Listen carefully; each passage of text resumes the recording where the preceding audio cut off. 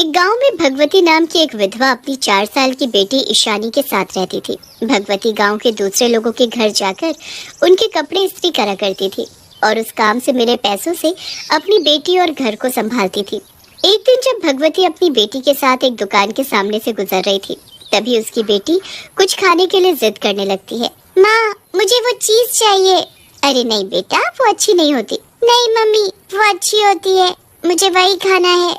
नहीं बेटा, मैं तुम्हें वो नहीं दिला सकती। नहीं माँ, प्लीज मुझे वही चाहिए। आपने मुझे कभी ऐसी चीजें नहीं दिलाई, आज तो दिला दीजिए। बेटा, मेरे पास इतने पैसे नहीं है जो तुम्हें ये चीजें दिला सकूं मेरी बच्ची। मुझे माफ कर दे मेरी बच्ची। भगवती इस बात से बहुत उदास हो जाती है और इशिता के साथ अपने घर चली जाती है। एक दिन भगवती अपनी बेटी के साथ रात को टहलने के लिए सड़क पर निकल पड़ी। अरे वाह माँ, मुझे यहाँ बहुत अच्छा लग रहा है। हम कितने दिनों बाद ऐसे एक साथ वक्त गुजार रहे हैं। हाँ बेटा, मुझे भी बहुत अच्छा लग रहा है यहाँ आकर, वरना तो मेरे पति के जाने के बाद जैसे मेरी सारी खुशियाँ ही चली गई हो। अरे माँ देखो, यहाँ तो ठंडी हवाएं चल रही हैं। हाँ बेटा, मुझे बहुत खुशी हो रही है तुम्हें खुश देखकर। भगवती और इशिता यूं ही सड़क पर टहल ही रहे थे कि तभी पीछे से एक गाड़ी बड़ी तेजी से आती है और भगवती को टक्कर मारकर चली जाती है। भगवती जब गिरती है, उसका सिर किसी पैनी चीज से जाकर लग जाता है और जमीन पर गिरकर मर जाती है। इशिता अपनी माँ को खून से लथपथ देखकर जोर जोर से रोने लगती है, पर रात के समय वहाँ कोई नहीं होता, इसलिए वहाँ कोई उसकी मदद करने नहीं आता। भगवती मरने के बाद एक चुड़ैल बन जाती है। अरे ये क्या, मैं मर गई और चुड़ैल भी बन गई, लेकिन मैं मरी कैसे? तभी चुड़ैल देखती है कि उसकी लाश के पास एक प्रेस रखी थी। हाँ, हो ना हो मेरी मौत इसी प्रेस से ही हुई है। तभी उस चुड़ैल की नजर अपनी बेटी पर जाती है जो उसकी लाश के साथ बैठकर जोर जोर से रो रही होती है। हाय मेरी बच्ची, मेरी बच्ची, अब मेरी बच्ची का क्या होगा? उसे कौन संभालेगा? अब क्या करूं मैं? जैसे ही चुड़ैल अपनी बच्ची को अपनी गोद में लेने की कोशिश करती है तो वो उसे गोद में नहीं ले पाती, क्योंकि अब वो एक आत्मा बन चुकी है। हे भगवान, मैं तो अपनी बच्ची को गोद में भी नहीं ले सकती। अब मैं कैसे संभालूंगी अपनी बेटी को? तभी चुड़ैल के पास दूसरी चुड़ैल उसे रोते हुए देख कर आती है। अरे तुम यहाँ खड़ी रो क्यों रही हो? क्या हुआ है? मेरी टक्कर किसी गाड़ी से हो गई थी और एक प्रेस से मेरा सर लग गया और मैं मर गई। अब मेरी बेटी को कौन संभालेगा? मेरी बेटी यहाँ रो रही है और मैं उसे गोद में भी नहीं ले सकती। वैसे आप कौन है? मैं चुड़ैलों की दुनिया की चुड़ैल रानी हूँ और अब मैं तुम्हें लेने आई हूँ। तुम्हें मेरे साथ चलना होगा चुड़ैल की दुनिया में। नहीं नहीं, मैं वहाँ हरगिज़ नहीं जाऊंगी। मेरी बच्ची यहाँ अकेली मेरी लाश के पास बैठकर रो रही है। अरे उसकी पूरी जिंदगी पड़ी हुई है उसके सामने, मैं उसे कैसे पालूंगी? अरे तुम रो क्यों रही हो? तुम्हारी बात मुझे समझ आ गई है, इसीलिए मेरे पास तुम्हारे लिए एक जादुई चीज है। कैसी जादुई चीज? क्योंकि तुम्हारी मौत एक प्रेस के लगने से हुई थी, इसीलिए मैं तुम्हें एक जादुई प्रेस देती हूँ। इससे तुम जब किसी के कपड़े प्रेस करोगी तो ना तो उन पर से उनकी सिलवटें मिटेंगी, बल्कि वो कपड़े बिल्कुल नए जैसे हो जाएंगे। इससे तुम्हारी आमदनी भी दुगनी हो जाएगी और तुम अपनी बच्ची का ख्याल भी रख पाओगी। आपकी इस जादुई प्रेस के लिए बहुत बहुत शुक्रिया, पर मैं कैसे लोगों के घर जाकर अब प्रेस करने का काम कर सकती हूँ? क्योंकि मैं तो चुड़ैल बन चुकी हूँ।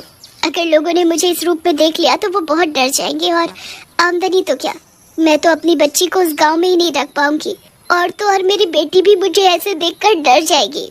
हाँ, तुम्हारी ये भी बात सही है, और मैं तुम्हें एक वरदान देती हूँ कि तुम सुबह 5 से लेकर शाम के 7 बजे तक एक इंसानी रूप में ही रहोगी।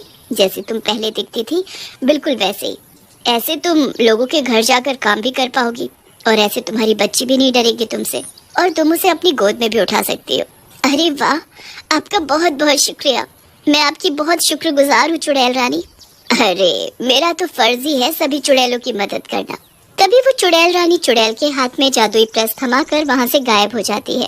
अरे वाह, अब मैं अपनी बच्ची को पाल पाऊंगी। तभी उसकी बेटी उसका डरावना चेहरा देखकर जोर जोर से रोने लगती है। अरे मेरी बच्ची, ये मैं हूँ, तेरी माँ। तू अपनी माँ से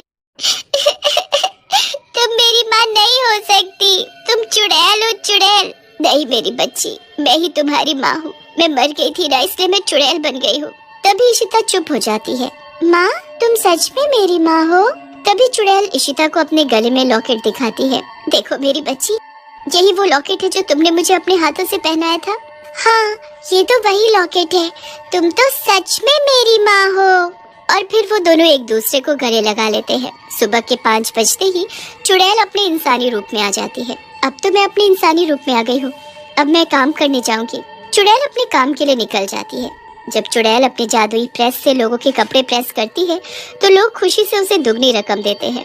एक दिन किसी ने चुड़ैल से पूछा, अरे भगवती जी, आपके पास नई नवेली प्रेस कहाँ से आ गई? कल तक तो आपके पास आपको अपनी बच्ची को स्कूल भेजने तक के पैसे नहीं थे। हाँ, वो कुछ आमदनी बचा कर रखी थी, उसी से लेकर आई हूँ ये नई प्रेस।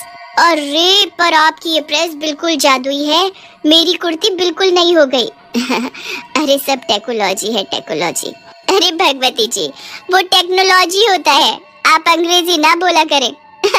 सारा बखेड़ा कर देती है। अरे तुम चुप रहो, बड़ी आई मुझे बताने वाली।